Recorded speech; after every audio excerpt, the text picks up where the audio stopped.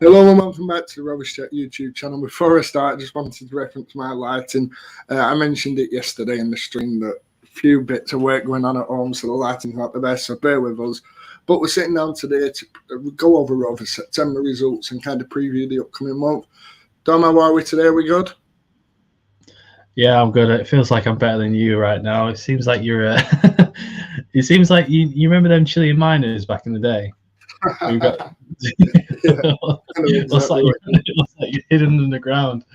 But yeah, I'm doing fine. I'm back on this channel. It's always great to talk about Blackburn, isn't it? Whether it's bad or good. How you doing, mate? Yeah, good. It doesn't help that I'm pale as it is. Not even a tan. That doesn't help to it. But yeah, it's what it's like when you're getting work done on a house or something.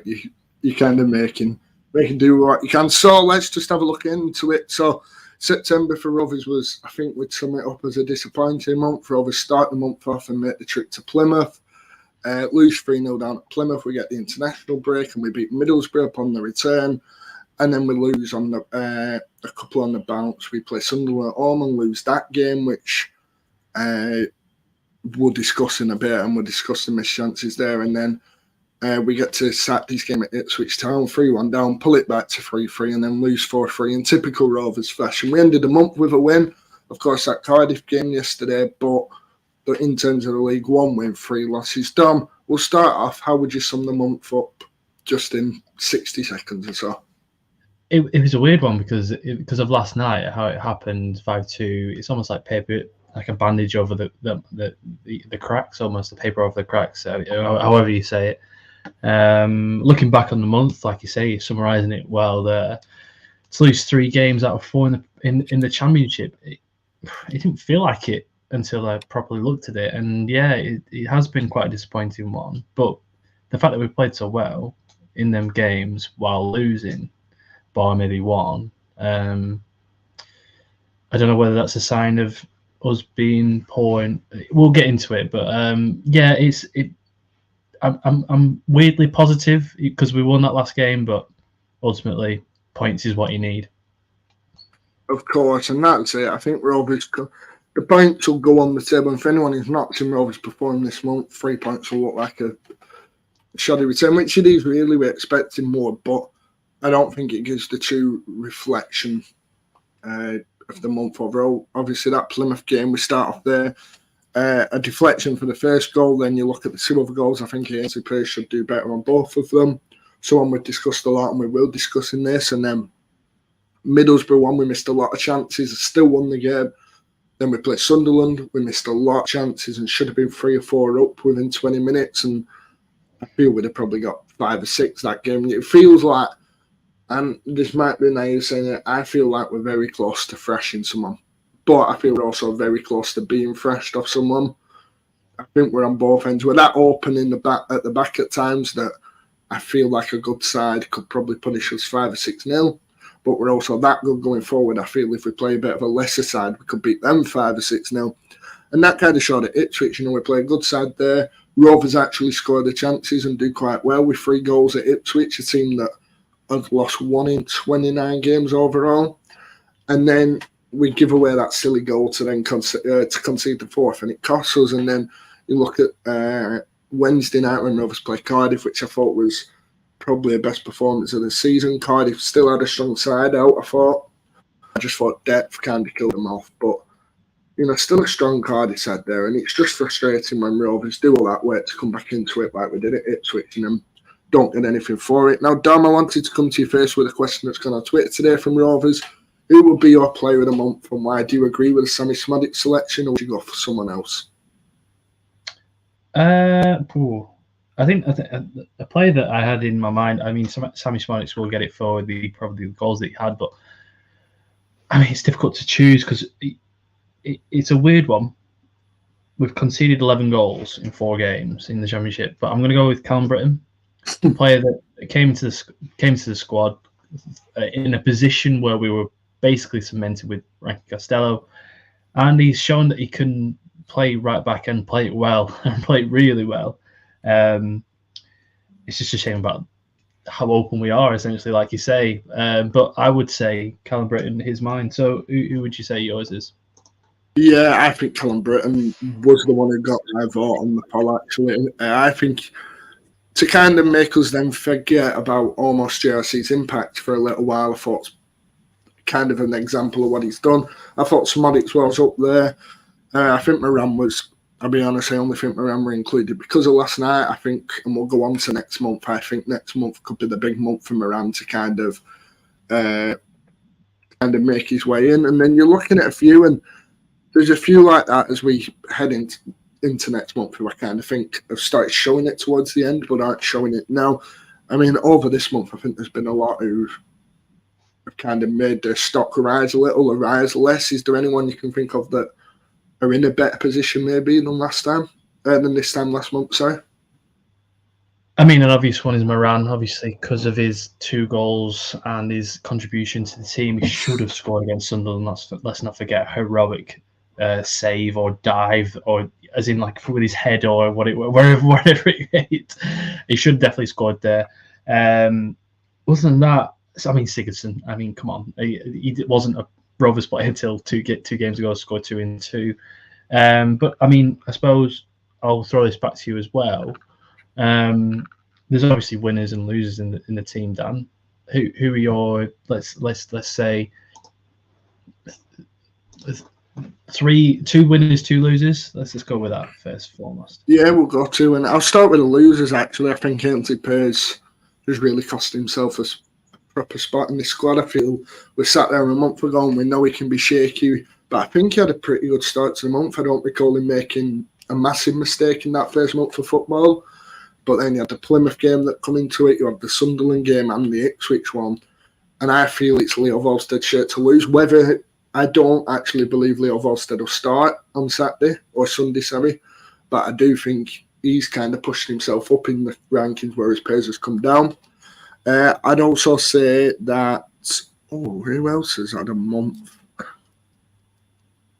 I'd say Tyree Stolen is definitely in there. I think he's had a really tough month, a month that just hasn't worked out for him. I feel he's fallen down the pecking order, and if we had Hedges fit, I think he'd be even further down in the pecking order. In terms of winners, I think Moran's pushed himself into that winners category, and I'd say he's almost going to be a guaranteed starter now for Rovers going forward, or he'll start a lot more games than he won. Arno Sigurdsson's definitely had a positive end of the month. I feel, like I said, Volsted's pushed his way up, but Callum Britton's the one actually that for me has had the most positive month from where he was sat, because we said at the end of the window that we didn't sign a fullback, so Callum Britton's that third choice fullback or second choice left back, second choice right back. For me, he's pushing himself up. I think we'll see JRC and Callum Britton going forward. I don't think Thomason will want to take JRC out the side for much longer, so I feel Pickering could be one that could lose really from this month. I think there's times when he's been disappointing. I mentioned that I feel when Pickering plays against a winger with quality, and I know that sounds silly because you play better players, but I feel Pickering has his role in this side, and that's in certain games. I think Britton's actually the better option when you're playing like a Mateus Martins from Watford. You're playing, who was he from Ipswich that absolutely destroyed us? Amari Hutchinson. Yeah. Sunderland, Abdullah Bar, I thought was brilliant. So, yeah, probably Pickering's down on the loser side as well. Is there anyone else I've missed out that you'd maybe pick up on losers or winners this month?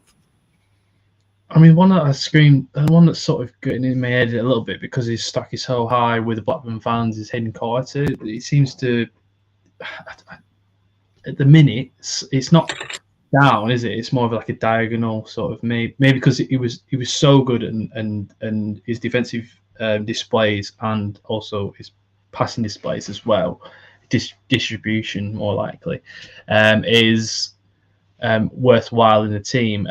To concede 11 goals, like I said, is one to be sort of just a bit of a lookout more than anything. I'd say, a player that obviously we think highly of, and any sort of slight issue, we're like, oh, let's have a look at that one. So, but other than that, like I say, I think you're absolutely right. I think the issue is with having Frank Costello at left back with Britain at right back is the two very attacking wingers. I think that if you have Pickering at left back, it complements the attacking other side. You gotta be one going attacking, one. It's like an elbow effect. You gotta like push and pull. So if we have two very attacking wingers, do we want it to be even more open than what we currently are? I'm not too sure, unless we sacrifice someone in the attacking midfield role. But then do we want to sacrifice someone going forward? Not too sure. Almost putting an attacking left back affects the whole team, essentially. So I'm not too sure if he will put him there. But hey, if you're going to put Jordan Castella back in the team, no one's going to complain in itself. No, that's it, isn't it? I think we look at yesterday's game as well, the Cardiff, when we reacted to that on the stream. It leaves Rovers with a very, very mouth-watering time now. I know Chelsea isn't now until November. How are you feeling, Dom, about that, Joe? You're normally on these streams. I know, obviously, yesterday were a bit different with, other stuff going on. What do you make of the draw? Are you happy with a big club away from home? Yeah, it's funny, isn't it? The one time I'm not on the stream is the one we get like a bigger side. I know we've had the Leicesters, which the streamer was just on, and West Ham's in the Premier League, but this is like a proper top.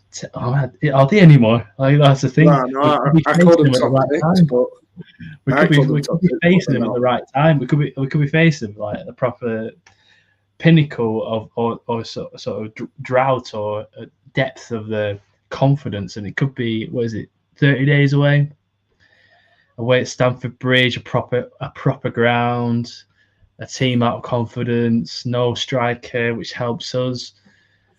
Yeah, let's do it. I can't see any reason why not. The hope. Yeah, it's almost a perfect time for me. I feel that I kind of wanted them at home, but like when I saw Exeter in that draw coming out and Bournemouth coming out and Ipswich, I'm like, please don't give us any. Fulham away.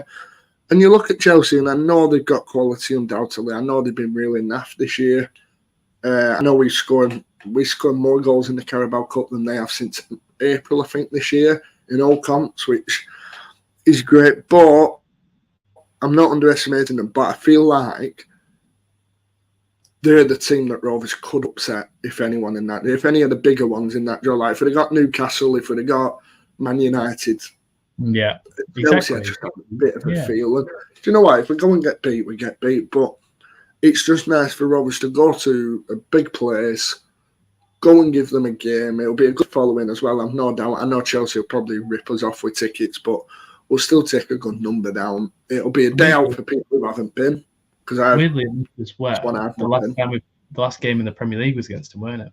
Yeah, it was last time we went there. So it's, it's a few different things, but I just feel this is. I put on Twitter yesterday, and the point I wanted to get round to there in all the waffling was, it's nice to have a manager who cares about these cup competitions. We're getting these chances because of it. The amount of times we went out to Shrewsbury, MK Dons, Morecambe, you can go on with a list, and just so many where you'd be like, why have we not got there? Why have we not got there? We've got it now, and if we go and get beat, we get beat. I think we'll get battered, if I'm being truly honest. I don't want to put a damper on it, but I don't care as long as it's not a mauling. I just feel it's nice to have that manager that gives you the chances to have big games, and he'll give some of the kids a go. I think it's great for like Jake Garrett to go down to Stamford Bridge and try himself against. I mean, even if Chelsea put their second side out, I imagine it's going to have enough quality. They put Nicholas Jackson up top yesterday, who scored a lot of goals in Spain. We're not playing a weak side when they put the second string out. Cucurella played at right back, who not too long ago were being touted as this unbelievable right back in the Prem. So, yeah, definitely buzzing. But let's take a look at October. So, I just pulled up the fixtures here. I'll make them a bit larger so people can see. So, Rovers play Leicester on Sunday. Then they go to Coventry midweek, play QPR. What a wonderful game that is. Then they have a week off for internationals. Cardiff at home again. Millwall away on a Tuesday, and then we play Swansea, the one you can't see at the bottom. We play Swansea at home on a Saturday. 6 games for the month. I'd say a mix of games of winnable and some that I look at and think, oh my God. Dom, just taking a look at them games, I'll put you on the spot. How many points out of that month for Rovers? Yeah, I'm just going to try and count myself. So are we talking with our heart or our head? That's the question, isn't Try it? and use Really? your head. I know how it comes into football, but Leicester, you're going to struggle. Let's be real. It's a weird one, isn't it? Because we've won 3, drawn 1, lost 4. If we beat Rotherham, which we should have, we're in the exact same position as last season. Yeah. And we're not far off that team either, I feel. I feel we're like that, aren't we? Where we've got them wins. And I look at that there and why are you thinking? I think we'll get 10. Right, I fancy us against QPR, Cardiff and Swansea. Then I feel we'll get a point out of either Coventry or Millwall. I imagine Coventry. I know we won last year at Millwall, but Tuesday night down there just stinks of a 1-0 loss. So I'll go for 10 points, and I'd take 10 points out of that. I think this Sunday, if we get some, I'll hold my hands up. I'm not expecting anything, but what do you reckon, Dom? Yeah, I mean, when you say 3 wins there, QPR, they're performing better, aren't they, than they did in their initial game, but not fantastic in itself. They've only won 2. QPR have only won 1 game since last November at home. So don't say that's that.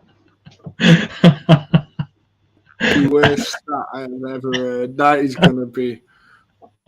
I just sit there thinking, Rovers, we're known as the run busters. We're known as the team that will have only 58 games. Go on, nick a 1-0 against them. The 2 Welsh sides, you've got to see them as victories, haven't you? The 2 home games. Yeah.